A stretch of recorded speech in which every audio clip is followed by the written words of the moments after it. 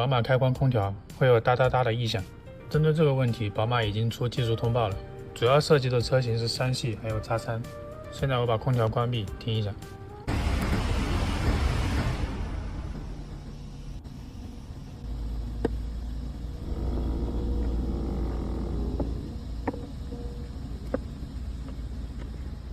目前的解决方案是将空调风门马达里面的滚针打磨掉0.1毫米的直径，然后涂抹上润滑脂，一般就可以解决。但是想要解决这个问题，需要整个拆开仪表台，拆穿仪表台出现损伤，有可能会出现其他的异响，所以你会选择去修还是忍一忍？